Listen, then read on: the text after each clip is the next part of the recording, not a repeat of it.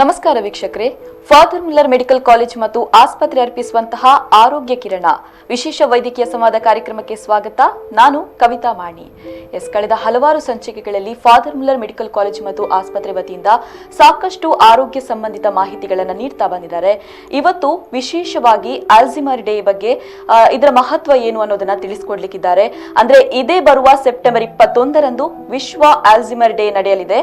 So ಈ ಒಂದು ಕಾರ್ಯಕ್ರಮವನ್ನ ಕೂಡ ಹಮ್ಮಿಕೊಳ್ಳಲಾಗಿದೆ. ಸೊ ಇದರ ಮಹತ್ವವೇನು, ಹಾಗೆ ಇದರ ಆಶಯವೇನು, ಇವೆಲ್ಲದನ್ನ ತಿಳಿಸಿಕೊಡೋದಕ್ಕೆ ನಮ್ಮ ಜೊತೆಗೆ ಇವತ್ತು ಫಾದರ್ ಮುಲ್ಲರ್ ಮೆಡಿಕಲ್ ಕಾಲೇಜ್ ಮತ್ತು ಆಸ್ಪತ್ರೆಯ ಮನೋವೈದ್ಯಕೀಯ ವಿಭಾಗದ ಡಾಕ್ಟರ್ ಅರುಣ ಯಡಿಯಾಲ್ ರವರಿದ್ದಾರೆ. ಬನ್ನಿ ಅವರನ್ನ ಕಾರ್ಯಕ್ರಮಕ್ಕೆ ವೆಲ್ಕಮ್ ಮಾಡೋಣ. ಡಾಕ್ಟರ್, ಮೊದಲನೇದಾಗಿ ಕಾರ್ಯಕ್ರಮಕ್ಕೆ ಸ್ವಾಗತ. ನಮಸ್ಕಾರ. ಇದೇ ಬರುವ ಸೆಪ್ಟೆಂಬರ್ 21ರಂದು ವಿಶ್ವ ಆಲ್ಝೈಮರ್ ಡೇ ಇದೆ. ಸೊ ಇದರ ಮಹತ್ವ ಏನು ಅನ್ನುವಂಥದ್ದು ಡಾಕ್ಟರ್? ವಿಶ್ವ ಆರೋಗ್ಯ ಇಲಾಖೆಯವರು ಒಂದು ಈ ವಿಶ್ವ ಆಲ್ಝೈಮರ್ಸ್ ಡೇ ಅಂತ ಏನು ಹೇಳ್ತಾರೋ ಅದು ಈ ಡಿಮೆನ್ಷಿಯಾ ಅನ್ನೋ ಒಂದು ಕಾಯಿಲೆ ಇದೆ. ಅಂದರೆ ಇಲ್ಲಿ ಸಾಮಾನ್ಯವಾಗಿ ಎಲ್ಲರೂ ಏನು ಅಂದ್ಕೊಂಡಿರ್ತಾರೆ ಅಂದರೆ ಏಜ್ ಆಗ್ತಿದ್ದಂಗೆ ಮರವಿನ ಗುಣ ಸ್ಟಾರ್ಟ್ ಆಗುತ್ತೆ, ನೆನಪಿನ ಶಕ್ತಿ ಕಡಿಮೆ ಆಗುತ್ತೆ, ಅದಕ್ಕೆಲ್ಲದಕ್ಕೂ ಡಿಮೆನ್ಷಿಯಾ ಅಂತ ಹೇಳಲಿಕ್ಕೆ ಇಲ್ಲ. ಒಂದು ಆಲ್ಝೈಮರ್ಸ್ ಡಿಮೆನ್ಷಿಯಾ ಅಂತ ಹೇಳಿದರೆ ಅದೊಂದು ನ್ಯೂರೋ ಡಿಜನರೇಟಿವ್ ಡಿಸೀಸ್ ಅಂತ ಹೇಳ್ತೀವಿ. ಅಂದರೆ ಮಿದುಳಿಂದು ನರಕೋಶಗಳು ಸ್ಲೋಲಿ ಆಗಿ ನಿಧಾನವಾಗಿ ಡಿಗ್ರೇಡ್ ಆಗ್ತಾ ಹೋಗುತ್ತೆ, ಅಂದರೆ ನಶಿಸ್ತಾ ಹೋಗುತ್ತೆ. ಅದು ಮೊದಲು ಶುರು ಆಗೋದು ನೆನಪಿನ ಕೋಶಗಳು ಇರೋ ಹಿಪೋ ಕ್ಯಾಂಪಸ್ ಅಂತ ಒಂದು ಜಾಗ ಇರುತ್ತೆ, ಅಲ್ಲಿ ಶುರು ಆಗೋದ್ರಿಂದ ಅದು ಮೊದಲಿಗೆ ಮೆಮರಿ ಲಾಸ್ ಅಥವಾ ನೆನಪಿನ ಶಕ್ತಿ ಕಡಿಮೆ ಆಗೋದ್ರಲ್ಲಿ ಆಗುತ್ತೆ. ಸೊ ಈ ಥರದ ಒಂದು ಕಾಯಿಲೆಯನ್ನು ಮೊದಲಿಗೆ ಈಗ ಕಂಡುಹಿಡಿದು ಸುಮಾರು ವರ್ಷನೇ ಆಗಿದೆ ಅದು. ಬಟ್ ಅದರ ಬಗ್ಗೆ ಇದು ಮಾಹಿತಿ ಆಗಲಿ ಅಥವಾ ಅದರ ಬಗ್ಗೆ ಏನೊಂದು ಇನ್ಫಾರ್ಮೇಷನ್ ಆಗಲಿ ಜನರಲ್ ಪಬ್ಲಿಕ್ಕಲ್ಲಿ ಕಡಿಮೆ. ಎಲ್ಲರೂ ಅದನ್ನು ಸಾಮಾನ್ಯ ಮರೆಗುಳಿತನಕ್ಕೋ ಅಥವಾ ಏಜ್ ಆಗಿ ಮರ್ತು ಹೋಗೋದಕ್ಕೂ ಅದನ್ನು ಇಕ್ವೇಟ್ ಮಾಡಿಕೊಂಡು ಅದರ ಬಗ್ಗೆ ಜಾಸ್ತಿ ಗಮನ ಕೊಡಲ್ಲ. ಆಮೇಲೆ ತುಂಬ ಪ್ರಾಬ್ಲಮ್ ತುಂಬ ಉಲ್ಬಣ ಆದಮೇಲೆ ಅದಕ್ಕೆ ಚಿಕಿತ್ಸೆ ಕೂಡ ಸರಿಯಾಗಿ ಸಿಕ್ಕಲ್ಲ. ಸೊ ಇದ್ರ ಬಗ್ಗೆ ಒಂದು ಜಾಗೃತಿ ಮೂಡಿಸ್ಲಿಕ್ಕೆ, ಅವೇರ್ನೆಸ್ ಮೂಡಿಸ್ಲಿಕ್ಕೆ, ಮತ್ತು ಅದರ ಜೊತೆಗೆ ಅಸೋಸಿಯೇಟ್ ಆಗಿದ್ದು ಕಳಂಕ ಅಂತ ಹೇಳ್ತೀವಿ ನಾವು, ಅಂದರೆ ಸ್ಟಿಗ್ಮಾ ಅಂತ. ಈಗ ಆ ಥರ ಆದವರನ್ನು ನೋಡ್ಕೊಳ್ದೇ ಇರೋ ಪರಿಸ್ಥಿತಿ ಅಥವಾ ಅವರಿಗೆ ಇನ್ನೇನು ಮಾಡೋಕ್ಕಾಗಲ್ಲ ಅಂತ ಬಿಟ್ಬಿಡ್ತಿರೋ ಪರಿಸ್ಥಿತಿ. ಸೊ ಆಲ್ಝೈಮರ್ಸ್ ಇದ್ರೂ ಅದನ್ನು ಮುಚ್ಚು ಮಾಡಿ ಅದನ್ನು ಹೇಳದೇ ಇರೋ ಪರಿಸ್ಥಿತಿ, ಆ ಥರದ್ದು ಬರಬಾರ್ದು ಅನ್ನೋದಕ್ಕೆ ಒಂದು ಕಾಯಿಲೆ ಬಗ್ಗೆ ನಮಗೆ ಜಾಗೃತಿ ಮೂಡ್ತಿದ್ದ ಹಾಗೆಯೇ ಅದರ ಬಗ್ಗೆದು ಅಸಡ್ಡೆಗಳು ಕಡಿಮೆ ಆಗುತ್ತೆ ಮತ್ತು ಅದಕ್ಕೆ ಚಿಕಿತ್ಸೆ ಕೊಡಿಸೋದು ಬೇಗ ಆಗುತ್ತೆ. ಸೊ ಅದಕ್ಕೋಸ್ಕರ ಅದರ ಬಗ್ಗೆ ಅವೇರ್ನೆಸ್ ಜಾಸ್ತಿ ಮಾಡೋಕ್ಕೋಸ್ಕರ ಈ ದಿನವನ್ನು ಹಮ್ಮಿಕೊಳ್ಳಲಾಗುತ್ತದೆ. ವಿಶ್ವ ಆಲ್ಝೈಮರ್ಸ್ ಡಿಮೆನ್ಷಿಯಾ ದಿನ ಅಂತಲೇ ಕರೀತಾರೆ. ಸೆಪ್ಟೆಂಬರ್ 21ಗೆ ಅದನ್ನು ಹಮ್ಮಿಕೊಳ್ಳಲಾಗುತ್ತೆ. ಇದನ್ನು ಆಲ್ಮೋಸ್ಟ್ ಈಗ ಇಂದೊಂದು 2012ಗೆ ಇದು ಫಸ್ಟ್ ಸ್ಟಾರ್ಟ್ ಆಗಿದ್ದು ಈ ಥರ ಹಮ್ಮಿಕೊಳ್ಬೇಕು ಅನ್ನೋಂಥದ್ದು. ಸೊ ಇಡೀ ತಿಂಗಳನ್ನು ಆ್ಯಕ್ಚುಲಿ ಆ ಮಂತಿದೆ, ಇಡೀ ತಿಂಗಳನ್ನು ಆ ಅವೇರ್ನೆಸ್ ಅನ್ನು ಕ್ರಿಯೇಟ್ ಮಾಡ್ಕೊಳ್ಳೋಕೆ ಯೂಸ್ ಮಾಡ್ಕೊಳ್ತಾರೆ. ಸೊ ಸೆಪ್ಟೆಂಬರ್ ಮಂತನ್ನು ನಾವು ಡಿಮೆನ್ಷಿಯಾ ಅವೇರ್ನೆಸ್ ಮಂತ್ ಅಂತಲೂ ಕರೀಬಹುದು. ಈ ಇಡೀ ತಿಂಗಳಲ್ಲಿ ಅದಕ್ಕೆ ಸಂಬಂಧಪಟ್ಟಿದ್ದ ಲೇಖನಗಳಾಗಲಿ ಅಥವಾ ಅದರ ಸಂಬಂಧಪಟ್ಟಿದ್ದ ಈ ರೀತಿ ಟಾಕ್ಸ್ಗಳಾಗಲಿ ಮೀಡಿಯಾದಲ್ಲಿ ಜಾಸ್ತಿ ಬರುವಂಗೆ, ಫೋರಮ್ಸ್ ಆನ್ಲೈನ್ ಫೋರಮ್ಸಲ್ಲಿ ಬರುವಂಗೆ, ಡಿಸ್ಕಷನ್ಸ್ಗಳಾಗುವಂಗೆ, ಕೆಲವರು ಆ ದಿನದಲ್ಲಿ ಪೂರ್ತಿಯಾಗಿ ಡಿಮೆನ್ಷಿಯಾ ರಿಲೇಟೆಡ್ ವರ್ಕ್ಶಾಪ್ಸನ್ನೇ ನಡೆಸ್ತಾರೆ. ಕೆಲವು ಸಲ ಮನೋವೈದ್ಯಕೀಯ ವಿಭಾಗದಲ್ಲಿ ಜೀರಿಯಾಟ್ರಿಕ್ ಪಾಪ್ಯುಲೇಷನ್ ಅಂತ ಇರ್ತಾರೆ, ಅಂದರೆ ಪ್ರಾಯದವರಿಗೆ ಆ ಥರದ್ದು ವರ್ಕ್ಶಾಪ್ಗಳನ್ನು ಈ ದಿನ ಹಮ್ಮಿಕೊಳ್ಳಲಾಗುತ್ತೆ. ಇದು 9ನೇ ವರ್ಷ ಈ ದಿನನೂ ಸೆಲೆಬ್ರೇಟ್ ಮಾಡ್ತಾ ಇರುವಂಥದ್ದು. ಈಗಾಗಲೇ ಮಾತನಾಡ್ತಾ ಹೇಳಿದ್ರಿ ನೀವು ಅಲ್ಝೇರಿಯಾ ಏನು ಡಿಮೆನ್ಷಿಯಾ ಅಂತ ಹೇಳಿದ್ರಿ. ಸೊ ಹೀಗಂದ್ರೆ ಯಾವ ಕಾಯಿಲೆ ಅದು, ಇದರ ಹೆಸರಿನ ಹಿನ್ನೆಲೆ ಏನು ಅನ್ನುವಂಥದ್ದು ಡಾಕ್ಟರ್? ಒಂದು ಈಗ ಎಲ್ಲ ಕಾಯಿಲೆಗೂ ಅದರದ್ದೇ ನಾವು ಅದರ ಮೂಲಕ್ಕೆ ಹೋದರೆ ಅದರ ಮೀನಿಂಗ್ ಏನು ಅಂತ ಅದರಲ್ಲೇ ಗೊತ್ತಾಗುತ್ತೆ ಅಂತ ಹೇಳ್ತಾರೆ. ಇದರಲ್ಲಿ ಆಲ್ಝೈಮರ್ಸ್ ಅಂದರೆ ಆ್ಯಕ್ಚುಲಿ ಒಂದು ಹೆಸರದು.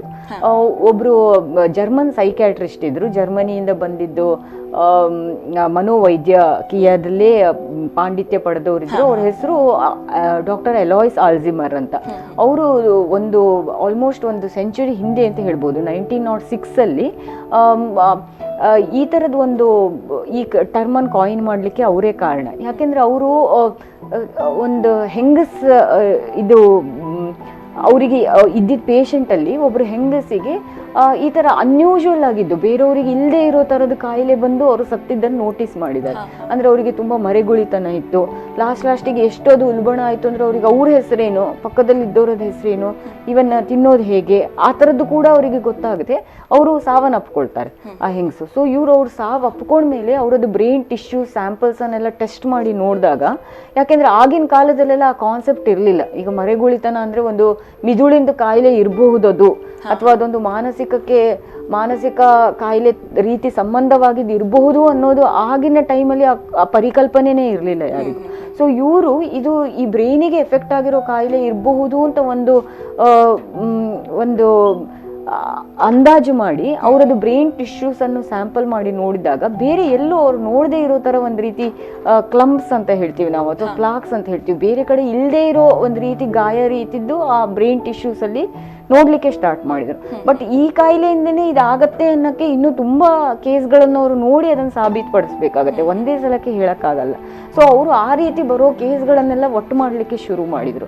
ಸೊ ಅವರಿಂದ ಆ ಕಾನ್ಸೆಪ್ಟ್ ಸ್ಟಾರ್ಟ್ ಆಗಿದ ಕಾರಣ ಆ ಕಾಯಿಲೆಗೆ ಅವರು ಆಲ್ಝಿಮರ್ಸ್ ಡಿಸೀಸ್ ಅಂತ ಹೆಸರಿಟ್ಟು, ಆಮೇಲೆ ಮುಂದೆ ಈಗ ಬರೀ ಆಲ್ಝಿಮರ್ಸ್ ಡಿಸೀಸ್ ಅಂತ ಹೇಳಿದ್ರೆ, ಅಥವಾ ಮರೆಗುಳಿತನ ಅಂತ ಏನು ಹೇಳ್ತೀವೋ ನಾವು, ಅಥವಾ ಮರವಿನ ಕಾಯಿಲೆ ಅಂತ ಏನು ಹೇಳ್ತೀವೋ, ಅದೀಗ ಬರೀ ಆಲ್ಝಿಮರ್ಸ್ ಡಿಸಾರ್ಡರಿಗೇನೆ ಸೀಮಿತವಾಗಿ ಉಳಿದಿಲ್ಲ, ಬೇರೆ ರೀತಿಯ ಡಿಮೆನ್ಷಿಯಾಗಳು ಇರ್ತವೆ. ಅದನ್ನ ನಿಮಗೆ ಮುಂದೆ ಬಂದಾಗ ಹೇಳ್ತೇನೆ ಅದನ್ನು. ಸೊ ಫಸ್ಟ್ ಸ್ಟಾರ್ಟ್ ಮಾಡಿದ್ದು ಅವರು ಆ ಕಲ್ಪನೆಯನ್ನು ಅವರು ಹುಟ್ಟಿ ಹಾಕಿದ್ರಿಂದ, ಅಥವಾ ಆ ಐಡಿಯಾನು ಈ ಥರ ವೈದ್ಯಕೀಯ ಲೋಕಕ್ಕೆ ಅದನ್ನು ಸಜೆಸ್ಟ್ ಮಾಡಿದ ಕಾರಣ ಅವರದ್ದೇ ಹೆಸರನ್ನೇ ಆ ಕಾಯಿಲೆಗೆ ಇಟ್ಟಿದ್ದಾರೆ. ಡಿಮೆನ್ಷಿಯಾ ಬಗ್ಗೆ ಹೇಳ್ತಾ ಇದ್ರಿ, ಮಾಹಿತಿಯನ್ನು ನೀಡ್ತಾ ಇದ್ರಿ. ಈ ಒಂದು ಡಿಮೆನ್ಷಿಯಾದ ಸಿಂಪ್ಟಮ್ಸ್ ಏನು ಅನ್ನೋದು ಡಾಕ್ಟರ್?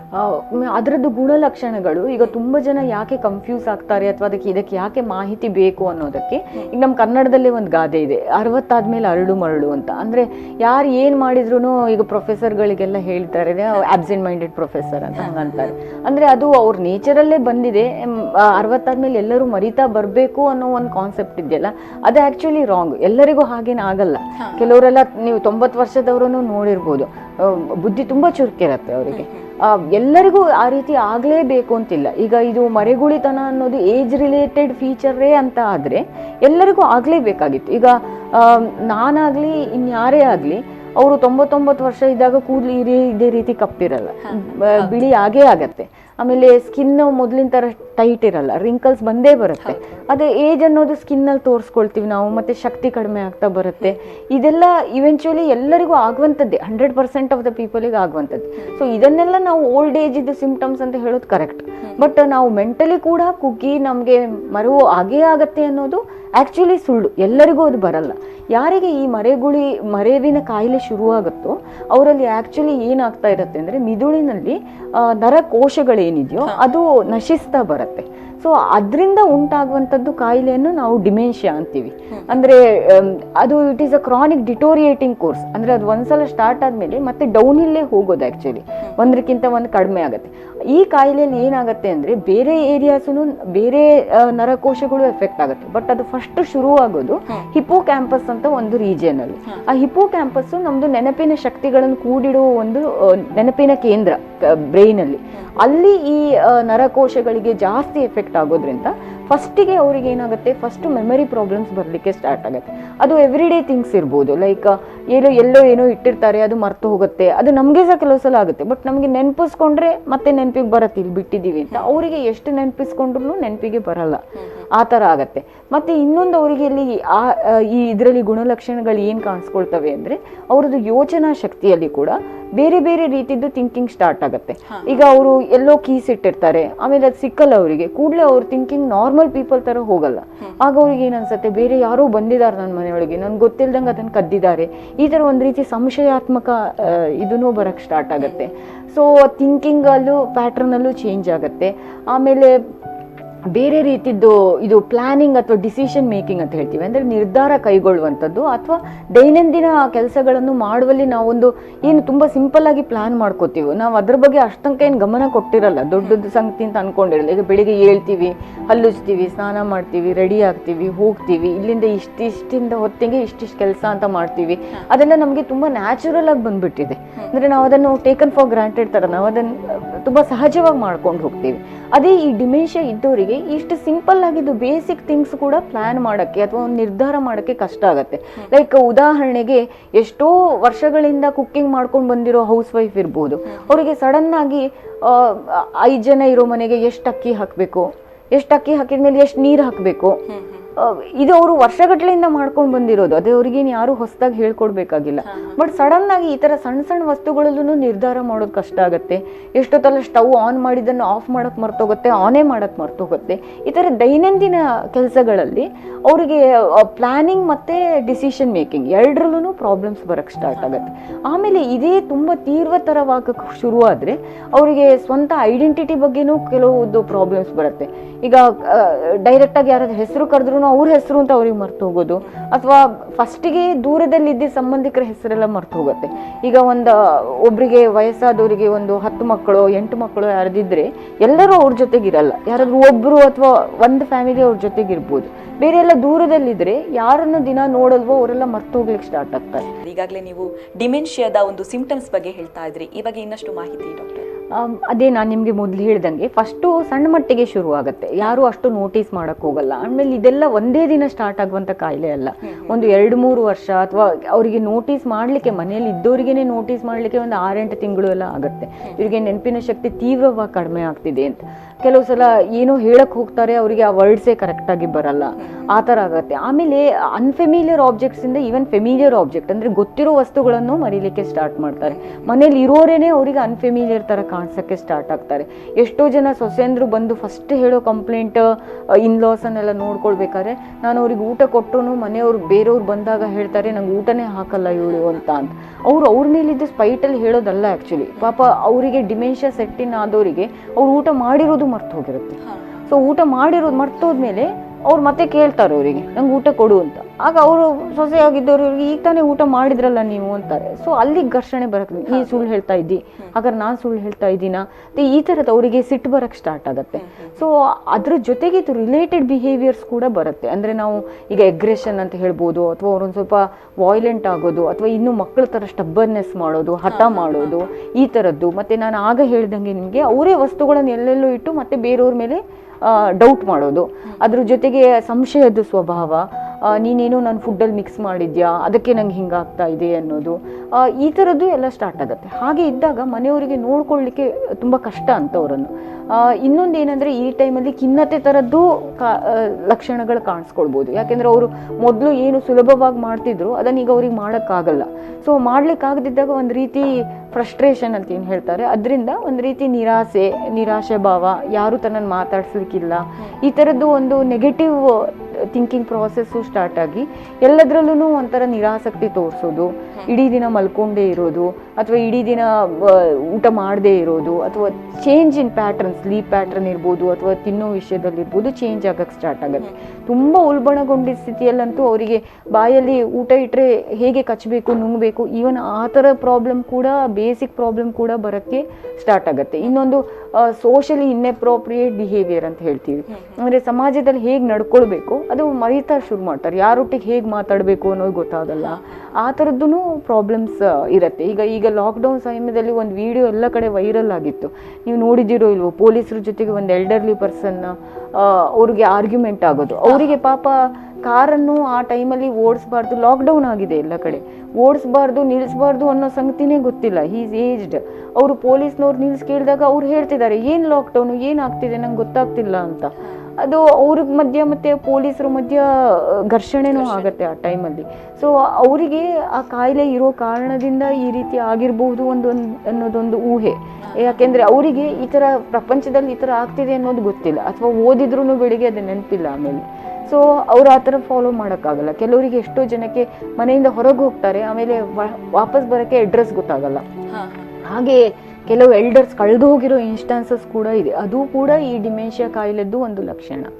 ಎಸ್ ಡಾಕ್ಟರ್, ಡಿಮೆನ್ಷಿಯಾದ ಲಕ್ಷಣದ ಬಗ್ಗೆ ಹೇಳ್ತಾ ಇದ್ರಿ. ಇನ್ನು ಈ ಒಂದು ಡಿಮೆನ್ಷಿಯಾ ಅನ್ನುವಂತಹ ಕಾಯಿಲೆ ಉಂಟಾಗೋದಕ್ಕೆ ಕಾರಣ ಏನು ಅನ್ನುವಂಥದ್ದು ಡಾಕ್ಟರ್? ಒಂದು ನಾವು ಇದಕ್ಕೆ ಮಲ್ಟಿಫ್ಯಾಕ್ಟೋರಿಯಲ್ ಅಂತ ಹೇಳ್ತೀವಿ. ಒಂದು ಆನುವಂಶಿಕವಾಗಿ ಹೌದು, ಜೆನೆಟಿಕ್ಸ್ ಅಲ್ಲೂ ಕೂಡ ಇರುತ್ತೆ. ಬಟ್ ನೀವು ಪ್ಯೂರ್ ಆಗಿ ಜೆನೆಟಿಕ್ಸ್ ಇಂದಲೇ ಆಗತ್ತಾ ಅಥವಾ ಜೀನ್ಸ್ ಇದ್ರೇನೆ ಆಗತ್ತಾ ಅಂತ ಕೇಳಿದ್ರೆ ಪ್ಯೂರ್ ಆಗಿ ಜೆನೆಟಿಕ್ಸ್ ಇಂದ ಆಗಲ್ಲ. 1% ಅಥವಾ 1 to 2% ಪ್ಯೂರ್ಲಿ ಜೆನೆಟಿಕ್ ಕಾಸಸ್ಸು ಇರುತ್ತೆ, ಇಲ್ಲ ಅಂತಲ್ಲ. ಅದ್ರ ಜೊತೆಗೆ ನಾವೇನು ನಾವೇನು ಹೇಳ್ತೀವಿ ಮಲ್ಟಿ ಫ್ಯಾಕ್ಟೋರಿಯಲ್, ಅಂದರೆ ಬೇರೆ ಬೇರೆ ಆಯಾಮಗಳಿಂದ ಆಗಿ ಈ ಕಾಯಿಲೆ ಬರುತ್ತೆ ಅಂತ. ಒಂದು ಆನುವಂಶಿಕ ಮೇನ್ ಇರ್ಬೋದು, ಇನ್ನೊಂದು ಲೈಫ್ ಸ್ಟೈಲ್ ಫ್ಯಾಕ್ಟರ್ಸ್ ಅಂತ ಹೇಳ್ತೀವಿ, ಅಂದರೆ ನಮ್ಮದು ಜೀವನ ಶೈಲಿ ಹೇಗಿದೆಯೋ ಆ ರೀತಿಯಿಂದ ಆಗಿ ಕೂಡ ಕೆಲವುದು ರಿಸ್ಕ್ ಫ್ಯಾಕ್ಟರ್ಸ್ ಏನು ಮಾಡಿದರೆ ಈ ಆಲ್ಝಿಮರ್ ಕಾಯಿಲೆ ಬರುವ ಸಂಭವ ಜಾಸ್ತಿ ಇರುತ್ತೆ, ಅದು ಕೂಡ ಇರುತ್ತೆ. ಇನ್ನೊಂದು ಎನ್ವೈರ್ಮೆಂಟ್, ಆ ಎನ್ವೈರ್ಮೆಂಟ್ ಅಂದರೆ ನಮ್ಮ ಪರಿಸರದಲ್ಲಿ ಯಾವ ಪರಿಸರದಲ್ಲಿ ನಾವು ಇದೀವೋ ಅದು ಬ್ರೈನಿಗೆ ಎಷ್ಟು ಪ್ರಚೋದನೆ ಕೊಡ್ತಾ ಇದೆ, ದಿನಾ ಬ್ರೈನ್ ಅದಕ್ಕೆ ಎಷ್ಟು ರಿಯಾಕ್ಟ್ ಮಾಡ್ತಾ ಇದೆ, ಇದೆಲ್ಲ ಫ್ಯಾಕ್ಟರ್ಸ್ ಕೂಡ ಆಲ್ಝಿಮರ್ಸ್ ಬೇಗ ಬರಲಿಕ್ಕೆ ಅಥವಾ ಮುಂಚೆನೇ ಬರಲಿಕ್ಕೆ ಚಾನ್ಸಸ್ ಇದೆ ಅಂತ ಹೇಳುವಂಥದ್ದೊಂದು ಈಗ ಸ್ಟಡೀಸಲ್ಲಿ ತೋರಿಸ್ಕೊಟ್ಟಿದ್ದಾರೆ. ಇನ್ನೊಂದು, ನಾವು ಯಾವುದೇ ವಿಜ್ಞಾನದಲ್ಲಿ ನೋಡಲಿ ಈ ಒಂದು ಕಾಯಿಲೆ ಯಾಕೆ ಬರುತ್ತೆ ಅನ್ನೋದಕ್ಕೆ ಉತ್ತರ ಸಿಕ್ಕಲ್ಲ, ಅಂದರೆ ವೈಯಿಗೆ ಉತ್ತರ ಸಿಕ್ಕಲ್ಲ ನಮಗೆ. ಈಗ ಅದೇ ಥರ ಜೀನ್ಸನ್ನು ನಾನು ಇಟ್ಕೊಂಡಿದ್ದು ನನಗೆ ಡಿಮೆನ್ಷಿಯಾ ಬರ್ಬೋದು, ನನ್ನ ಅಕ್ಕ ಅಥವಾ ತಂಗಿಗೆ ಸೇಮ್ ಜೀನ್ಸ್ ಇಟ್ಕೊಂಡು ಬರದೇ ಇರುವ ಸಾಧ್ಯತೆ ಇರುತ್ತೆ. ಒಂದು ಫ್ಯಾಮಿಲಿಯಲ್ಲಿ ಒಬ್ರಿಗೆ ಬರುತ್ತೆ, ಇನ್ನೊಬ್ರಿಗೆ ಬರಲ್ಲ. ಅದು ಯಾಕೆ ಒಬ್ರಿಗೆ ಬರುತ್ತೆ ಅನ್ನೋದಕ್ಕೆ ನಮ್ಗೆ ಆನ್ಸರ್ ಇರಲ್ಲ, ಬಟ್ ಹೌ ಅನ್ನೋದಕ್ಕೆ, ಹೇಗೆ ಇದು ಬರುತ್ತೆ ಅನ್ನೋದಕ್ಕೆ ಉತ್ತರಗಳನ್ನು ಕಂಡುಹಿಡ್ಕೊಳಕ್ಕಾಗತ್ತೆ. ಅದನ್ನು ಈಗ ಬ್ರೈನ್ ಸ್ಟಡೀಸ್ ಆಗ್ಬೋದು ಅಥವಾ ಪೋಸ್ಟ್ ಮಾರ್ಟಮ್ ಸ್ಟಡೀಸ್ ಮಾಡಿದಾಗ ಅವರು ಮೇಯ್ನಾಗಿ ಕಂಡುಹಿಡ್ಕೊಂಡಿರೋದು ಏನು ಅಂದರೆ, ಈ ಬ್ರೈನ್ ಇದ್ದು ನರಕೋಶಗಳಲ್ಲಿ, ಮಿದುಳಿದ ನರಕೋಶಗಳಲ್ಲಿ ಒಂದು ಪ್ರೋಟೀನ್ ಅದರದ್ದು ಮ್ಯಾಲ್ ಫಂಕ್ಷನಿಂಗ್ ಅಂತ, ಅಂದರೆ ಅದು ಕೆಲಸ ಮಾಡಬೇಕಾಗಿದ್ದ ರೀತಿಯಲ್ಲಿ ಕೆಲಸ ಮಾಡದೇ ಇರೋ ಕಾರಣದಿಂದ ಅದು ಅಕ್ಯುಮುಲೇಟ್ ಆಗಕ್ಕೆ ಸ್ಟಾರ್ಟ್ ಆಗುತ್ತೆ. ಅಂದರೆ ಅದು ಈಗ ಅದನ್ನು ಪ್ರೊಸೆಸ್ಸಿಂಗ್ ಅಂತ ಹೇಳ್ತೀವಿ ನಾವು, ಆ ಪ್ರೋಟೀನ್ ಪ್ರೊಸೆಸ್ ಆಗಿ ಬೇರೆ ಎಂಡ್ ಪ್ರಾಡಕ್ಟ್ ಆಗಿ ಬದಲಾಗಬೇಕು. ಹಾಗೆ ಇದ್ದಾಗ ನ್ಯೂರಾನ್ಸ್ ಇದು ಫಂಕ್ಷನಿಂಗ್ ಎಲ್ಲ ಹಾಗೆ ನಡ್ಕೊಂಡು ಹೋಗ್ತಾ ಇರುತ್ತೆ. ಇದೇನಾಗುತ್ತೆ, ಇಲ್ಲಿ ಒಂದು ಅಬ್ನಾರ್ಮಲ್ ಪ್ರೋಟೀನು ಫಂಕ್ಷನ್ ಮಾಡದೇ ಇರೋ ಕಾರಣ ಅದು ಅಕ್ಯುಮುಲೇಟ್ ಆಗಕ್ಕೆ ಸ್ಟಾರ್ಟ್ ಆಗುತ್ತೆ, ಅಂದರೆ ಅಲ್ಲೇ ಸಂಗ್ರಹಿಸ್ಕೊಳ್ಳೋಕೆ ಸ್ಟಾರ್ಟ್ ಆಗುತ್ತೆ, ಗುಂಪು ಗುಂಪಾಗಿ ಕ್ಲಂಪ್ಸ್ ಆಗಿ ಅಕ್ಯುಮುಲೇಟ್ ಆಗಕ್ಕೆ ಸ್ಟಾರ್ಟ್ ಆಗುತ್ತೆ. ಅದಕ್ಕೆ ನಾವು ಟಾವ್ ಪ್ರೋಟೀನ್ ಅಂತ ಒಂದು ಹೆಸರಿದೆ, ಇನ್ನೊಂದು ಎಮಿಲಾಯ್ಡ್ ಪ್ರೋಟೀನ್ ಅಂತಿದೆ. ಅದೆಲ್ಲ ಏನಾಗುತ್ತೆ, ಈ ಬೀಟಾ ಎಮಿಲಾಯ್ಡ್ ಅನ್ನೋಂಥದ್ದೆಲ್ಲ ಪ್ಲಾಕ್ ರೀತಿಯಲ್ಲಿ, ಅಂದರೆ ಈ ನಿಮಗೆ ಪೈಪ್ಗಳಲ್ಲಿ PVC ಪೈಪ್ಗಳಲ್ಲೆಲ್ಲ ಹೀಗೆ ಪ್ಲಾಕ್ಸ್ ಇರುತ್ತಲ್ಲ, ಆ ರೀತಿ ಒಂದು ಇದರಲ್ಲಿ ಅಕ್ಯುಮುಲೇಟ್ ಆಗಕ್ಕೆ ಸ್ಟಾರ್ಟ್ ಆಗುತ್ತೆ. ಸೊ ಹಾಗೆ ಆದಾಗ ಅದು ಈ ನರಗಳ ಮಧ್ಯೆ ಸಂವಹನೆ ಮಾಡೋ ಡೆಂಡ್ರೈಟ್ಸ್ ಅಥವಾ ಸೈನಾಪ್ಸ್ ಅಂತ ಏನು ಹೇಳ್ತೀವಿ, ಆ ಕನೆಕ್ಷನ್ ಅನ್ನು ತಪ್ಪಿಸುತ್ತೆ. So it is toxic to the neurons. ಆ ಅಕ್ಯುಮುಲೇಟ್ ಆಗಿರೋ ಪ್ರೋಟೀನ್ ಇದೆಯಲ್ಲ, ಅದು ಒಂದು ರೀತಿ ವಿಷಕಾರಿಯಾಗಿ ಪರಿಣಮಿಸುತ್ತೆ ನರಕೋಶಗಳಿಗೆ. ಸೊ ನರಕೋಶಗಳು ಶ್ರಿಂಕ್ ಆಗ್ತಾ ಬರ್ತವೆ, ಡಿಜನರೇಟ್ ಆಗ್ತಾ ಬರ್ತವೆ, ನಶಿಸ್ತಾ ಬರ್ತವೆ. ಹಿಂಗೆ ನಶಿಸ್ತಾ ಫಸ್ಟು ಶುರುವಾಗೋದು ಹಿಪ್ಪೋ ಕ್ಯಾಂಪಸಲ್ಲಿ. ಆಮೇಲೆ ನೀವು ಅದು ಉಲ್ಬಣಗೊಂಡ ಸ್ಥಿತಿಯಲ್ಲಿ ನೋಡಿದರೆ ಯೂಶ್ವಲಿ ಈ ಪೂರ್ತಿ ಮೆದುಳೇ ಶ್ರಿಂಕ್ ಆಗಿರುತ್ತೆ, ಮೊದಲಿನ ಸೈಜ್ಗಿಂತ ಅದರ ಸೈಜ್ ಕಡಿಮೆ ಆಗಿರುತ್ತೆ. ಸೊ ಥಿಂಕಿಂಗಲ್ಲಿ, ಬೇರೆ ಥರದಲ್ಲಿ, ಡೈಲಿ ಫಂಕ್ಷನ್ಸಿಗೆ ನಾವು ಏನು ಬೇಕು, ಏನು ನಮಗೆ ಮಿದುಳಿನ ಕೆಪಾಸಿಟಿ ಬೇಕು, ಅದು ಕಡಿಮೆ ಆಗ್ತಾ ಬರುತ್ತೆ. ಹಾಗಾದರೆ ಸಾಮಾನ್ಯವಾಗಿ ಯಾರಿಗೆಲ್ಲ ಈ ಒಂದು ಕಾಯಿಲೆ ಬರುವಂಥದ್ದು ಡಾಕ್ಟರ್? ಒಂದು, ನಾನು ಹೇಳ್ದಂಗೆ ಗಾದೆ ಮಾತು ಹೇಳ್ತಾರಲ್ಲ, 60 ಆದ್ಮೇಲೆ ಅರಳು ಬರಳು ಅಂತ. 60 ಅಂತ ಅಲ್ದಿದ್ರು ಯೂಶ್ವಲಿ ಏಜ್ ಜಾಸ್ತಿ ಆಗ್ತಾ ಇದ್ದಂಗೆ ಈ ಕಾಯಿಲೆ ಬರುವ ಸಂಭವ ಜಾಸ್ತಿ. ಹಾಗಂತ ಏಜ್ ಆಗಿದ್ರೆ ಈ ಕಾಯಿಲೆ ಬರಲೇಬೇಕು ಅಂತ ಏನೂ ಇದಿಲ್ಲ, ನಿಬಂಧನೆ ಏನೂ ಇಲ್ಲ. But age is A risk factor ಅಂತ ಹೇಳ್ತಾರೆ ಇಲ್ಲಿ, ಅಂದರೆ increasing age is A risk factor ಅಂತ. ಉದಾಹರಣೆಗೆ ಹೇಳೋದಾದರೆ 65 ವರ್ಷಕ್ಕಿಂತ ಕೆಳಗಿನವರಲ್ಲಿ ನಾವು ಎಷ್ಟು ಜನಕ್ಕೆ ಈ ಆಲ್ಝಿಮರ್ಸ್ ಬರುತ್ತೆ ಅಂತ ನೋಡಿದ್ರೆ 1000ರಲ್ಲಿ ಒಬ್ಬರಿಗೆ ಆ ಥರ. ಅದೇ ಆ ಏಜ್ ರೇಂಜನ್ನು ನೀವು 65 to 75 ಅಂತ ತಗೊಂಡ್ರೆ, ಅಂದರೆ 65ರಿಂದ 75 ವರ್ಷದವರಲ್ಲಿ ಎಷ್ಟು ಜನಕ್ಕೆ ಬರುತ್ತೆ ಅಂತ ನೋಡಿದ್ರೆ 3ರಿಂದ 7 ಜನಕ್ಕೆ 1000ದಲ್ಲಿ ಬರುತ್ತೆ. ಅಂದರೆ ಆಗಲೇ 1ರಿಂದ ನಾವು 3 ಅಥವಾ 7ಗೆ ಜಂಪ್ ಆಗಿ ಆಯಿತು, 3 times ಅಥವಾ 7 times ಜಾಸ್ತಿ ಆಯಿತು. ಅದೇ ಇನ್ನು 85 years old, ಅದು 85 ವರ್ಷದ ಮೇಲ್ನವರಿಗೆ ಅಂತ ನೋಡಿದರೆ ಆಲ್ಮೋಸ್ಟ್ 20ಯಿಂದ 37ವರೆಗೆ, ಅಂದರೆ ಆಲ್ಮೋಸ್ಟ್ ನೋಡಿ, ಫಸ್ಟ್ ನಾವು ಸ್ಟಾರ್ಟ್ ಮಾಡಿದ 1ನಿಂದ ಅಲ್ಲಿಂದ 20 ಪಟ್ಟು ಜಾಸ್ತಿ ರಿಸ್ಕ್ ಇನ್ನು ಜಾಸ್ತಿ ಏಜ್ ಆದವರಿಗೆ ಇರುತ್ತೆ. ಸೊ ಏಜ್ ಒಂದು ರಿಸ್ಕ್ ಫ್ಯಾಕ್ಟರ್. ಜಾಸ್ತಿ ಏಜ್ ಆದಷ್ಟು ಈ ಆಲ್ಝಿಮರ್ಸ್ ಕಾಯಿಲೆ ಬರೋ ಚಾನ್ಸಸ್ ಜಾಸ್ತಿ. ಹಾಗಂತ ಏಜ್ ಆದ ಕೂಡಲೇ ಅದು ಏಜಿಂಗ್ ಇದು ಸೈನ್ ಅಂತ ಹೇಳಲ್ಲ ನಾನು, ಈ ಥರ ಕಾಯಿಲೆ ಬರೋದು ಚಾನ್ಸಸ್ ಜಾಸ್ತಿ. ಇನ್ನೊಂದು ನಾವು ಹೇಳೋದು ಹೆಂಗಸರಿಗೆ ಜಾಸ್ತಿನಾ ಗಂಡಸರಿಗೆ ಜಾಸ್ತಿನಾ ಅಂತ ಕೇಳಿದರೆ ಆ್ಯಕ್ಚುಲಿ ಅಂಥದ್ದೇನು ಡಿಫ್ರೆನ್ಸ್ ಇಲ್ಲ. ಬಟ್ ಮಹಿಳೆಯರಿಗೆ ಅವರದ್ದು ಲೈಫ್ ಸ್ಪ್ಯಾನ್ ಅಥವಾ ಲಾಂಗಿಟಿವಿಟಿ ಅಂತ ಏನು ಹೇಳ್ತೀವೋ ಅದು ಜಾಸ್ತಿ. ಯೂಶ್ವಲಿ ಅವರು ಗಂಡಸರಿಗಿಂತ ಜಾಸ್ತಿ ಪ್ರಾಯ ಬದುಕ್ತಾರೆ. ಸೊ ಹಾಗಿದ್ದಾಗ ಅವರಿಗೆ ಬರೋ ಚಾನ್ಸಸ್ ಸ್ವಲ್ಪ ಪ್ರಮಾಣದಲ್ಲಿ ಜಾಸ್ತಿ ಇರಬಹುದು ಅನ್ನೋ ಒಂದು ಕಾನ್ಸೆಪ್ಟ್ ಕೂಡ ಇದೆ. ಇನ್ನೊಂದು ಕೆಲವು ಲೈಫ್ ಸ್ಟೈಲ್ ಫ್ಯಾಕ್ಟರ್ಸ್ ಲೈಕ್ ತುಂಬ ಸ್ಮೋಕ್ ಮಾಡೋರು, ತುಂಬ ಆಲ್ಕೋಹಾಲ್ ತಗೊಳ್ಳೋರು, ಇವ್ರದ್ದು ಮೊದಲನೇ ಬ್ರೈನ್ ಇದ್ದು ನರಕೋಶಗಳಿಗೆ ಬೇರೆ ಬೇರೆ ರೀತಿಯಿಂದ ಪೆಟ್ಟಾಗಿರುತ್ತೆ. ಇನ್ನೊಂದು ನಾವು ಕ್ರಾನಿಕ್ ಡಿಸೀಸಸ್ ಅಂತ ಹೇಳ್ತೀವಿ, ಅಂದರೆ ಎಲ್ಲರಿಗೂ ಈಗ ಸಾಮಾನ್ಯವಾಗಿ ಕಂಡುಬರೋ ಥರ ಕಾಯಿಲೆಗಳು, ಮಧುಮೇಹ ಇರ್ಬೋದು, ಅಥವಾ ಅತಿ ರಕ್ತದೊತ್ತಡ, ಹೈಪರ್ ಟೆನ್ಷನ್ ಅಂತ ಏನು ಹೇಳ್ತೀವಿ, ಅಥವಾ ಹಾರ್ಟಿದ್ದು ಕಾಯಿಲೆ, ಈ ಥರ ಎಲ್ಲ ಇದ್ದಾಗ ಅದನ್ನು ಕರೆಕ್ಟಾಗಿ ಮೇಂಟೈನ್ ಮಾಡಿಕೊಂಡು ರೆಗ್ಯುಲೇಟ್ ಮಾಡ್ಕೊಳ್ದೆ ಹೋದರೆ ಜನರಲ್ ಬಾಡಿ ಹೆಲ್ತ್ ಕೆಡೋದ್ರ ಜೊತೆಗೆ ಜನರಲ್ ಮೆಂಟಲ್ ಬ್ರೈನ್ ಹೆಲ್ತ್ ಕೂಡ ಕೆಡ್ತಾ ಹೋಗುತ್ತೆ. ಸೊ ಹೀಗೆ ಇದ್ದಾಗ ಅಂಥವರಿಗೆ ಡಿಮೆನ್ಷಿಯಾ ಬರೋ ಚಾನ್ಸಸ್ ಜಾಸ್ತಿ. ಯಾಕಂದರೆ ಈಗ ನಾನು ನಿಮಗೆ ಆಲ್ಝೈಮರ್ಸ್ ಡಿಮೆನ್ಷಿಯಾ ಅಂತ ಏನು ಹೇಳಿದ್ನೋ ಅದ್ರ ಜೊತೆಗೆ ಇನ್ನೊಂದು ವ್ಯಾಸ್ಕ್ಯುಲರ್ ಡಿಮೆನ್ಷಿಯಾ ಅಂತ ಕೂಡ ಇರುತ್ತೆ. ಅಂದರೆ ಬ್ರೈನಿದ್ದು ರಕ್ತನಾಳಗಳಲ್ಲಿ ಸಂಚಾರ ಕಡಿಮೆ ಆಗಿ ಬರುವ ಡಿಮೆನ್ಷಿಯಾ ಕೂಡ ಇರುತ್ತೆ. ಸೊ ಅದು ಇದು ಮಿಕ್ಸ್ ಆಗಿ ಬರೋ ಪಿಕ್ಚರ್ಗಳು ಆಗ ಜಾಸ್ತಿ. ಇನ್ನು ಆಕ್ಸಿಡೆಂಟಲ್ಲಿ ಪೆಟ್ಟು ಮಾಡಿಕೊಂಡು ತಲೆ ಒಳಗೆ ಮಿದುಳಿನ ಒಳಗೆ ಗಾಯ ರೀತಿ ಇದ್ದವರಿಗೆ ಅದು ಕೂಡ ಬರೋ ಚಾನ್ಸಸ್ ಇರುತ್ತೆ.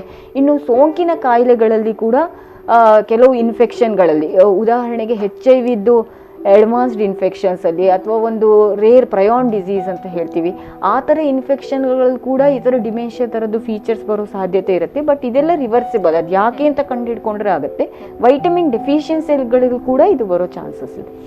ಎಸ್ ಡಾಕ್ಟರ್, ಆಗಲೇ ಹೇಳ್ತಾ ಇದ್ರಿ ಯಾವೆಲ್ಲ ಏಜ್ನವರಿಗೆ ಈ ಒಂದು ಡಿಮೆನ್ಷಿಯಾ ಅನ್ನುವಂಥದ್ದು ಕಾಯಿಲೆ ಕಾಣಿಸ್ಕೊಳ್ತದೆ ಅಂತ.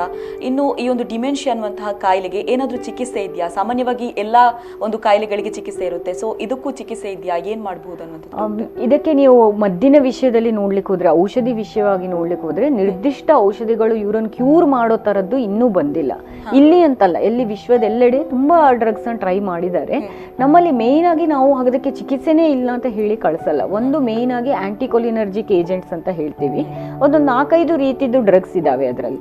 ಇದನ್ನೆಲ್ಲ ನಾವು ಯಾಕೆ ಕೊಡಬೇಕು ಅಂತ ಹೇಳ್ತೀವಿ ಅಂದರೆ, ಅವರು ಬೇಗನೆ ನಮ್ಮ ಹತ್ರ ಡಯಾಗ್ನೋಸಿಸ್ಗೆ ತಗೊಂಡ್ಬಂದ್ರೆ ಮುಂದಿನ ಪ್ಲಾನಿಂಗ್ ಮಾಡಲಿಕ್ಕೆ ಸುಲಭ ಆಗುತ್ತೆ. ಲೈಕ್ ಇವರಿಗೆ ಡಿಟೋರಿಯೇಟ್ ಆಗ್ತಿದ್ದಂಗೆ ಫೈನಾನ್ಷಿಯಲ್ ಹೆಲ್ಪ್, ಅಂದರೆ ಆರ್ಥಿಕ ಪರಿಸ್ಥಿತಿ ಆ ಪರ್ಸನ್ ಇದ್ದು ಕಾನೂನು ರೀತಿಯಾಗಿ ಅವ್ರು ಯಾರಿಗೆ ವಿಲ್ ಮಾಡಬೇಕಾ, ಆಸ್ತಿ ಮಾಡಬೇಕಾ, ಈಗ ಅವ್ರದ್ದು ಪೂರ್ತಿ ನೆನಪಿನ ಶಕ್ತಿ ಹೋದ್ಮೇಲೆ ಪಕ್ಕದಲ್ಲಿ ಯಾರಿದ್ದಾರೆ ಅಂತಲೇ ಗೊತ್ತಿಲ್ಲದಿದ್ರೆ ವಿಲ್ ಮಾಡೋದು ತುಂಬ ಕಷ್ಟ ಆಗುತ್ತೆ. ಆಮೇಲೆ ಜಗಳನೂ ಸ್ಟಾರ್ಟ್ ಆಗುತ್ತೆ ಪ್ರಾಪರ್ಟಿ ವಿಷಯವಾಗಿ. ಸೊ ಅದ್ರ ಬಗ್ಗೆ ಎಲ್ಲ ಈವನ್ ಸೇಫ್ಟಿ ಮೆಷರ್ಸ್ ತಗೊಳಕ್ಕೆ, ಮುಂದೆ ಅವರನ್ನು ಹೇಗೆ ನೋಡ್ಕೊಳ್ಬೇಕು ಅನ್ನೋದ್ರ ಬಗ್ಗೆ ನಾವು ಗೈಡೆನ್ಸ್ ಕೊಡಲಿಕ್ಕೆ ಆದಷ್ಟು ಬೇಗ ಅರ್ಲಿ ಡಯಾಗ್ನೋಸಿಸ್, ಅಂದರೆ ಬೇಗ ಅದಕ್ಕೆ ನಮ್ಮ ಹತ್ರ ಕರ್ಕೊಂಡ್ಬಂದು ಬೇಗ ಚಿಕಿತ್ಸೆ ಶುರು ಮಾಡಿದರೆ ಒಳ್ಳೆಯದು. ಒಂದು ಚಿಕಿತ್ಸೆಯಲ್ಲಿ ನಾವೀಗ ಹೇಳ್ತಾ ಇರೋ ಥರ ಆಂಟಿಕೋಲಿನರ್ಜಿಕ್ ಡ್ರಗ್ಸ್, ಅದು ಪೂರ್ತಿಯಾಗಿ ಈ ಕಾಯಿಲೆಯನ್ನು ರಿವರ್ಸ್ ಮಾಡದಿದ್ರು ಕೂಡ ಒಂದು ಮಟ್ಟಿಗೆ ಅದರದ್ದು ಪ್ರೋಗ್ರೆಷನ್ ಅನ್ನು ಸ್ಲೋ ಮಾಡುತ್ತೆ. ಈಗ ಅದು ಡೌನ್ ಹಿಲ್ ಕೋರ್ಸ್ ಅಂತಲೇ ಹೇಳಿದೆ ನಾನು ನಿಮಗೆ, ಅಂದರೆ ತಡೆಗಟ್ಟುವಲ್ಲಿ ಅದನ್ನು ಇನ್ನೂ ಮರೆವು ಕಾಯಿಲೆ ಇದ್ರೂ ಅದು ಪ್ರೋಗ್ರೆಸ್ ಆದ್ರೂ ಆ ಪ್ರೋಗ್ರೆಸ್ಸನ್ನು ತಡೆಗಡುತ್ತೆ. ಇನ್ನೊಂದು ನಾನು ನಿಮಗೆ ಎಕ್ಸ್ಟ್ರಾ ಫೀಚರ್ಸ್ ಅಂತ ಏನು ಹೇಳಿದ್ದೆ, ಸಿಟ್ಟು ಮಾಡೋದು, ಸಂಶಯ ಮಾಡೋದು, ಹಠ ಮಾಡೋದು, ಖಿನ್ನತೆ ಥರ ಲಕ್ಷಣ, ಇದಕ್ಕೆಲ್ಲ ನಮ್ಮ ಹತ್ರ ತುಂಬ ಒಳ್ಳೆ ಚಿಕಿತ್ಸೆ ಅವೈಲೇಬಲ್ ಇದೆ, ಲಭ್ಯ ಇದೆ. ಸೊ ಅದನ್ನು ನಾವು ಟಾರ್ಗೆಟ್ ಸಿಂಪ್ಟಮ್ಸ್ ಥರ ನೋಡಿಕೊಂಡು ಅವರಿಗೆ ಅದಕ್ಕೆ ಕರೆಕ್ಟಾಗಿದ್ದು, ಈಗ ಆ ಸಂಶಯ ನಿವಾರಕ ಮದ್ದುಗಳಿರ್ಬೋದು, ಖಿನ್ನತೆ ನಿವಾರಕ ಮದ್ದುಗಳಿರ್ಬೋದು, ಅದನ್ನು ಸ್ಪೆಸಿಫಿಕ್ ಆಗಿ ಕೊಟ್ಟಾಗ ಅವರದ್ದು ನಿದ್ದೆ ಸರಿಯಾಗ್ತಾ ಬರುತ್ತೆ, ಊಟ ಸರಿಯಾಗ್ತಾ ಬರುತ್ತೆ, ಈ ಥರ ಹಠ ಸ್ವಭಾವ ಕರೆಕ್ಟ್ ಆಗ್ತಾ ಬರುತ್ತೆ, ಬೇರೆಯವ್ರ ಮೇಲೆ ಸಂಶಯ ಮಾಡೋದು ಕಡಿಮೆ ಆಗುತ್ತೆ, ತುಂಬ ಜಾಸ್ತಿ ಮಾತಾಡೋದು, ಜಗಳ ಆಡೋದು ಅದು ಕೂಡ ಕಡಿಮೆ ಆಗುತ್ತೆ. ಇಷ್ಟು ಮಾಡಿದರೆ ಕೂಡ ಮನೆಯವರಿಗೆ ನೋಡ್ಕೊಳ್ಳಿಕ್ಕೆ ತುಂಬ ಸುಲಭ ಆಗುತ್ತೆ. ಸೊ ಮನೆಯವರು ನೋಡ್ಕೊಳ್ಳೋರಿಗೆ ಅದು ಇಟ್ ಮ್ಯಾಟರ್ಸ್ ಅ ಲಾಟ್, ಯಾಕೆಂದರೆ ಅವರೇ ಹೇಳ್ತಾರೆ ನಮಗೆ ಅಷ್ಟು ಮಾಡಿದರೆ ಸಾಕು ಅಂತ. ಸೊ ಈ ಡಯಾಗ್ನೋಸಿಸ್ ಆದಮೇಲೆ ಯೂಶ್ವಲಿ ಒಂದು 7ರಿಂದ 10 ವರ್ಷ ಬದುಕ್ತಾರೆ ಪೇಷಂಟ್ಸ್. ಅಷ್ಟು ಕಾಲ ಅವರನ್ನು ನೋಡ್ಕೊಳ್ಬೇಕಾದ್ರೆ ಮನೆಯವರಿಗೆ ತುಂಬ ತಾಳ್ಮೆ ಬೇಕಾಗತ್ತೆ. ಸೊ ತುಂಬ ಜನ ಬಂದು ಕೇಳೋದು, ಈಗ ನನ್ನ ಅಪ್ಪಂಗಿದೆ, ಸೊ ನಾನು ಇದನ್ನು ಪ್ರಿವೆಂಟ್ ಮಾಡ್ಕೊಳ್ಳೋಕೆ ಏನು ಮಾಡ್ಬೋದು ಅಂತ, ಅಂದರೆ ನನಗೆ ಬರ್ದಿದ್ದ ಹಾಗೆ ಏನು ಮಾಡ್ಕೊಳ್ಬೋದು, ಅದ್ರ ಬಗ್ಗೆ ಸುಮಾರು ಚರ್ಚೆಗಳಾಗಿದ್ದಾವೆ. ಏನು ಮಾಡ್ಬೋದು ನಾವು ಈ ಆಲ್ಝೈಮರ್ಸನ್ನು ಪ್ರಿವೆಂಟ್ ಮಾಡೋಕ್ಕೆ ಅಂತ. ನಾವು ಅದಕ್ಕೆ ರಿವರ್ಸಿಬಲ್ ಕಾಸಸ್ ಮೇಲೆ ಫೋಕಸ್ ಮಾಡಬೇಕಾಗತ್ತೆ. ಅಂದರೆ ಯಾವ ಫ್ಯಾಕ್ಟರ್ಸ್ ನಾನು ಇದರಲ್ಲಿ ರಿಸ್ಕ್ ಫ್ಯಾಕ್ಟರ್ಸ್ ಅಂತ ಹೇಳಿದ್ನೋ ಅದು ಯಾವುದು ರಿವರ್ಸಿಬಲ್ ಅಂತ. ಈಗ ನಮ್ಮದು ಜೀನ್ಸ್ ಆಗಲಿ ಅಥವಾ ನಾವು ಏಜ್ ಆಗೋದಾಗಲಿ ಅಥವಾ ನಮ್ಮ ಜೆಂಡರ್ ಆಗಲಿ ನಾವು ಚೇಂಜ್ ಮಾಡ್ಕೊಳ್ಳೋಕ್ಕಾಗಲ್ಲ. ಸೊ ಯಾವ್ದನ್ನು ಚೇಂಜ್ ಮಾಡ್ಬೋದು? ನಾನೀಗ ಲೈಫ್ ಸ್ಟೈಲ್ ಫ್ಯಾಕ್ಟರ್ಸ್ ಅಂತ ಹೇಳಿದ್ನಲ್ಲ, ನಮ್ಮ ಜೀವನ ಶೈಲಿಯಲ್ಲಿ ಏನು ಮಾರಕವಾಗಿದೆಯೋ ಅದನ್ನು ಚೇಂಜ್ ಮಾಡ್ಕೊಳ್ಳಿಕ್ಕೆ ಬರುತ್ತೆ. ಮಾದಕ ವಸ್ತುಗಳಿಂದ ದೂರ ಇರೋದು, ತಂಬಾಕು ಇರ್ಬೋದು, ಮದ್ಯ ಇರ್ಬೋದು, ದೂರ ಇರೋದು, ಡೈಲಿ ನಿಯಮಿತ ವ್ಯಾಯಾಮ ಇರಬೇಕು, ಎಕ್ಸಸೈಸ್ ಇರಬೇಕು, ಫಿಸಿಕಲ್ ಎಕ್ಸಸೈಸ್ ಇರಬೇಕು, ಆಗ ಬ್ರೈನ್ ಹೆಲ್ತ್ ಕೂಡ ಚೆನ್ನಾಗಿರುತ್ತೆ. ಒಳ್ಳೆ ಡಯಟ್ ಇರಬೇಕು, ಅದರಿಂದ ಕೂಡ ಬ್ರೈನ್ ಹೆಲ್ತ್ ಚೆನ್ನಾಗಿರುತ್ತೆ. ಆಮೇಲೆ ಪಾಸಿಟಿವ್ ಆಗಿ ಸೋಷಿಯಲ್ ಎಂಗೇಜ್ಮೆಂಟ್ ಇರಬೇಕು, ಎಲ್ಲರ ಜೊತೆಗೆ, ಸಮಾಜದವ್ರ ಜೊತೆಗೆ ಹೊಂದ್ಕೊಂಡು ಹೋಗುವಂಥದ್ದು, ಅಥವಾ ಅವ್ರ ಜೊತೆಗೆ ನಾವು ನಿಯಮಿತ ಕಾಲದಲ್ಲಿ ರೆಗ್ಯುಲರ್ ಇಂಟರಾಕ್ಷನ್ ಇಟ್ಕೊಳ್ಳುವಂಥದ್ದು, ನಮಗೆ ಮೀನಿಂಗ್ಫುಲ್ ಅಥವಾ ಇಂಪಾರ್ಟೆಂಟ್ ಅಂತ ಅನಿಸಿರೋ ಆ್ಯಕ್ಟಿವಿಟೀಸಲ್ಲಿ ನಾವು ಪದೇ ಪದೇ ತೊಡ್ಕೊಳ್ಬೇಕು. ಕೆಲವು brain activities like cross word ಇರ್ಬೋದು, ಸೊಡೂಕು ಇರ್ಬೋದು, ರೀಡಿಂಗ್ ಇರ್ಬೋದು, ಲಿಟ್ರೇಚರ್ ಇರ್ಬೋದು, ಹಾಬೀಸ್ ಇರ್ಬೋದು, ಈ ಥರದನ್ನು ಡೆವಲಪ್ ಮಾಡ್ಕೊಂಡು ಅದನ್ನು ಮತ್ತೆ ಮತ್ತೆ ಚೇಂಜ್ ಮಾಡ್ಕೊಂಡು ಬ್ರೈನಿಗೆ ಸ್ಟಿಮ್ಯುಲೇಷನ್ ಕೊಡ್ತಾ ಇದ್ದಾಗ ಇದು ಆಲ್ಝೈಮರ್ಸ್ ತಡೆಗಟ್ಟಲಿಕ್ಕೆ ಇವೆಲ್ಲ ಕೆಲವು ಸಾಧನಗಳು ಅಂತ ಕಂಡಿಡ್ಕೊಂಡಿದ್ದಾರೆ. ಎಸ್ ಡಾಕ್ಟರ್, ಇನ್ನು ಡಿಮೆನ್ಷಿಯಾ ಅಂದರೆ ಮರೆವು ಜಾಸ್ತಿ ಇರುತ್ತೆ ಅಂತ ಈಗಾಗಲೇ ಹೇಳ್ತಾ ಇದ್ರಿ ನೀವು. ಸೊ ಇವರನ್ನ ಯಾವ ರೀತಿಯಲ್ಲಿ ನೋಡ್ಕೊಳ್ಬೋದು, ಹಾಗೆ ನೋಡುವವರಿಗೆ ನಿಮ್ಮ ಒಂದು ಸಲಹೆ ಏನು ಅನ್ನೋದು? ಇದು ತುಂಬ ಸೂಕ್ತವಾಗಿದ್ದು ಅಂದರೆ ತುಂಬ ಇಂಪಾರ್ಟೆಂಟ್ ಪ್ರಶ್ನೆ. ಯಾಕೆಂದರೆ ಅವರು ಮರೆವು ಇದ್ದವರಿಗೆ ತಮಗೆ ಮರೆವಿದೆ ಅಂತ ಗೊತ್ತಿರಲ್ಲ. ಸೊ ಅವರಿಗೆ ಅದ್ರ ಬಗ್ಗೆ ತೊಂದರೆ ಆಗೋದಕ್ಕಿಂತಲೂ ಜಾಸ್ತಿ ಮನೆಯವರಿಗೆ ತುಂಬ ಕಷ್ಟ ಅವರನ್ನು ನೋಡ್ಕೊಳ್ಳೋಕ್ಕೆ. ಒಂದು ನಿಮ್ಮ ಮುಂದಿರೋ ಪರ್ಸನ್ನು ನಿಮ್ಮ ತಂದೆನೇ ಆಗಿರ್ಬೋದು, ತಾಯಿ ಆಗಿರ್ಬೋದು, ಆ ಪರ್ಸನಿದ ಐಡೆಂಟಿಟಿನೇ ಆ ಮರೆವಲ್ಲಿ ಕಳೆದೋಗುತ್ತೆ. ಈಗ ಮುಂದಿರೋ ತಂದೆನೇ ನಿಮ್ಮನ್ನು ಮಗಳು ಅಂತ ನೋಡ್ತಾ ಇಲ್ಲ ಅಂದರೆ ನೋಡ್ಕೊಳ್ಳೋರಿಗೆ ಎಷ್ಟು ಕಷ್ಟ ಅಂತ ನೀವೇ ಊಹಿಸ್ಕೊಳ್ಳಿ. ಅಂದರೆ ಒಂದು ತಂದೆನೇ ಅವ್ರು ಸಾಯಕ್ಕಿಂತ ಮುಂಚೆನೇ ಕಳ್ಕೊಂಡಿದ್ದ ಅನುಭವ ಅಲ್ಲಿ ಕೇರ್ ಗಿವರ್ಸಿಗಾಗತ್ತೆ. ಆದರೆ ಅವ್ರ ಮುಂದೆ ಇಲ್ಲ, ಅವ್ರ ಮುಂದೆ ಇರೋದು ಇನ್ಯಾರೋ ವ್ಯಕ್ತಿ, ಅವ್ರಿಗೆ ನೆನಪು ಕೂಡ ಇಲ್ಲ. ಸೊ ಆ ಥರ ಇದ್ದಾಗ ನಾವು ಅವರು ನೋಡ್ಕೊಳ್ಳೋರ ಬಗ್ಗೆನೂ ಕಾಳಜಿ ವಹಿಸ್ಬೇಕಾಗತ್ತೆ. ಒಂದು ನಾವು ನೋಡೋರಿಗೆ ಏನು ಹೇಳೋದು ಅಂದರೆ ಅವ್ರ ಜೊತೆಗೆ ನೀವು ಬಾಯಿಗೆ ಬಾಯಿ ಹಚ್ಚಿ ಆರ್ಗ್ಯುಮೆಂಟ್ ಮಾಡಕ್ಕೆ ಹೋಗಬೇಡಿ ಅಂತ. ಈಗ ಸೊಸೆ ಆದವ್ರು ಹೇಳ್ತಾರೆ, ಏನು ಮೇಡಮ್ ನಾನು ಅಷ್ಟು ವರ್ಷದಿಂದ ನೋಡ್ಕೊಂಡಿದ್ದೀನಿ, ನನ್ನ ಬಗ್ಗೆ ಹಿಂಗೆ ಅಂತಾರೆ. ಅವ್ರ ಜಾಗದಲ್ಲಿ ಇನ್ಯಾರಿದ್ರು ಅವ್ರು ಅಂತಿದ್ರು, ಅದನ್ನು ಇವ್ರು ಅರ್ಥ ಮಾಡ್ಕೊಳ್ಬೇಕು. ಸೊ ಅದನ್ನು ವೈಯಕ್ತಿಕವಾಗಿ ತಗೊಳ್ಬಾರ್ದು. ಈ ಕಾಯಿಲೆದ ಲಕ್ಷಣದಿಂದ ಅವ್ರು ಹಾಗೆ ಮಾಡ್ತಿದ್ದಾರೆ. ಸೊ ಆಮೇಲೆ ಅವರಲ್ಲಿ ಕೆಲವು ಪಾಸಿಟಿವ್ಗಳನ್ನು ಉಳ್ಕೊಂಡಿರುತ್ತೆ. ಆ ಪಾಸಿಟಿವ್ ಮೇಲೆ ಫೋಕಸ್ ಮಾಡಬೇಕು. ಈಗ ಅವ್ರಿಗೆ ಒಂದು ಓದುವ ಅಭ್ಯಾಸನೋ ಅಥವಾ ಮನೆಯವ್ರಿಗೆ ಬಂದವರೊಟ್ಟಿಗೆ ಮಾತಾಡೋದು, ಏನೋ ಒಂದು ಅವರಿಗೆ ಮ್ಯೂಸಿಕ್ ಕೇಳೋದು, ಆ ಥರದ್ದು ಏನೋ ಒಂದು ಒಳ್ಳೆಯ ಅಭ್ಯಾಸ ಉಳ್ಕೊಂಡಿರುತ್ತೆ. ಅಥವಾ ಅವರಲ್ಲಿರೋ ಪಾಸಿಟಿವ್ ಸ್ಟ್ರೆಂತ್ಸ್ ಮೇಲೆ ಫೋಕಸ್ ಮಾಡಬೇಕು. ಅವರದ್ದು ನೆಗೆಟಿವ್ ಬಿಹೇವಿಯರ್ಸ್ ಮೇಲೆ ಜಾಸ್ತಿ ಫೋಕಸ್ ಮಾಡೋಕ್ಕೆ ಹೋಗಬಾರ್ದು. ಮತ್ತು ಈ ಥರ ಸಿಡುಕು ಆ ಥರ ಇದ್ದರೆ ಅದಕ್ಕೆ ಸ್ಪೆಷಲ್ ಆಗಿ ಮದ್ದು ಕೊಡಿಸ್ಬೇಕು. ಮತ್ತು ಬೇರೆ ಅವರಿಗೆ ಕಾಯಿಲೆಗಳಿದ್ರೆ, ಡಯಾಬಿಟಿಸ್ ಇರಲಿ, ಹೈಪರ್ ಟೆನ್ಷನ್ ಇರಲಿ, ಅದನ್ನು ರೆಗ್ಯುಲೇಟ್ ಮಾಡ್ಕೊಂಡು ಬರಬೇಕು. ಮತ್ತು ಅವರದ್ದು ಸೇಫ್ಟಿ ವಿಚಾರವಾಗಿ ಜಾಸ್ತಿ ಇದು ಮಾಡಬೇಕು. ಲೈಕ್ ಅವರಿಗೆ ಸ್ಟವ್ ಆನ್ ಮಾಡ್ಲಿಕ್ಕೆ ಆಗದಿದ್ದಂಗೆ, ಚಾಕು ಆ ಥರ ವಸ್ತುಗಳು ಸಿಕ್ಕದಿದ್ದಂಗೆ, ಮತ್ತು ಕಾರಿದ ಕೀ ಸಿಕ್ಕದಿದ್ದಂಗೆ. ಯಾಕೆಂದರೆ ಅವ್ರು ಆ ಟೈಮಲ್ಲಿ ಡ್ರೈವ್ ಮಾಡೋದೆಲ್ಲ ಸೇಫ್ ಅಲ್ಲ. ಸೊ ಆಮೇಲೆ ಅವ್ರಿಗೊಂದು ಐಡೆಂಟಿಟಿ ಟ್ಯಾಗ್ ಹಾಕೋದಿಲ್ಲ ಕೈಗೆ, ಅಂದರೆ ಅವ್ರದ್ದು ಹೆಸರು, ಅಡ್ರೆಸ್, ಅಂದರೆ ಅವರೆಲ್ಲರೂ ಹೋದ್ರೂ ಸಹ ಬೇರೆಯವ್ರು ಕರ್ಕೊಂಬರ್ವಂಗೆ ವಾಪಸ್ಸು. ಈ ಥರ ಇಶ್ಯೂಸ್ಗಳನ್ನು ಕೇರ್ ಗಿವರ್ಸ್ ನೋಡ್ಕೋಬೇಕು. ಆಮೇಲೆ ಯಾರು ಸತತವಾಗಿ ಅವರನ್ನು ನೋಡ್ಕೊಳ್ತಿದ್ದಾರೋ ಅವರಿಗೂ ಬ್ರೇಕ್ಸ್ ಬೇಕಾಗತ್ತೆ. ಸೊ ನಾವು ಕೇರ್ ಗಿವರ್ಸಿದ್ದು ಮಾನಸಿಕ ಹೆಲ್ತ್ ಬಗ್ಗೆನೂ ವಿಚಾರಿಸ್ಕೊಳ್ಬೇಕಾಗತ್ತೆ. ಅವ್ರು ಹೇಗಿದ್ದಾರೆ, ಅವ್ರಿಗೆ ಇದರಿಂದ ಕಷ್ಟ ಆಗ್ತಾ ಇದೆಯಾ. ಸೊ ಇನ್ ಬಿಟ್ವೀನ್ ಅವರಿಗೆ ಬ್ರೇಕ್ಸ್ ತಗೊಂಡು ಬೇರೆಯವ್ರು ನೋಡ್ಕೊಳ್ಳೋ ಥರ ಒಂದು 10 ದಿನ ಇವರಿಗೆ ರೆಸ್ಟ್ ಸಿಕ್ಕೋ ಥರ ಅದನ್ನು ಕೂಡ ನಾವು ಅಡ್ರೆಸ್ ಮಾಡಬೇಕಾಗತ್ತೆ. ಮತ್ತು ಕೇರ್ ಗಿವರ್ಸಲ್ಲಿ ಕೂಡ ಒತ್ತಡಗಳಿರ್ತವೆ, ಅವರು ಕೂಡ ಮಾನಸಿಕವಾಗಿ ಹಿಂಸೆಗೆ ಒಳಗಾಗ್ತಾರೆ. ಅವ್ರದ್ಗೆ ಖಿನ್ನತೆ ಇದೆಯಾ, ಅವರಿಗೆ ಆತಂಕ ಇದೆಯಾ, ಅದನ್ನು ಕೂಡ ನಾವು ಕೇಳಿ ನಿವಾರಿಸ್ಕೊಂಡು ಹೋಗ್ಬೇಕಾಗತ್ತೆ. ಎಸ್ ಡಾಕ್ಟರ್, ಇಷ್ಟು ಹೊತ್ತು ನಮ್ಮ ಜೊತೆಗಿದ್ದು ಏನು ಆಲ್ಝೈಮರ್ಸ್ ಡಿಮೆನ್ಷಿಯಾದ ಬಗ್ಗೆ ಸಾಕಷ್ಟು ಮಾಹಿತಿಯನ್ನು ನೀಡಿದ್ರಿ. ಧನ್ಯವಾದ ಡಾಕ್ಟರ್. ಎಸ್, ನೋಡಿದ್ರಲ್ವಾ ವೀಕ್ಷಕರೇ, ಸೆಪ್ಟೆಂಬರ್ 21ರಂದು ಆಲ್ಝೈಮರ್ಸ್ ಡೇ. ಸೊ ಈ ಬಗ್ಗೆ ಡಾಕ್ಟರ್ ಸಾಕಷ್ಟು ಮಾಹಿತಿಯನ್ನ ನೀಡಿದ್ರು. ನೀವು ಕೂಡ ಇದರ ಪ್ರಯೋಜನವನ್ನ ಪಡ್ಕೊಳ್ಳಿ ಅಂತ ಹೇಳ್ತಾ ಇದಾಗಿತ್ತು ಈ ಹೊತ್ತಿನ ವಿಶೇಷ ಕಾರ್ಯಕ್ರಮ. ನಿರಂತರ ಸುದ್ದಿ, ಮಾಹಿತಿ, ಮನೋರಂಜನೆಗಾಗಿ ನೋಡ್ತಾ ಇರಿ V4 ನ್ಯೂಸ್. ಇದು ಮುನ್ನುಡಿ, ಮುನ್ನಡೆಗಾಗಿ.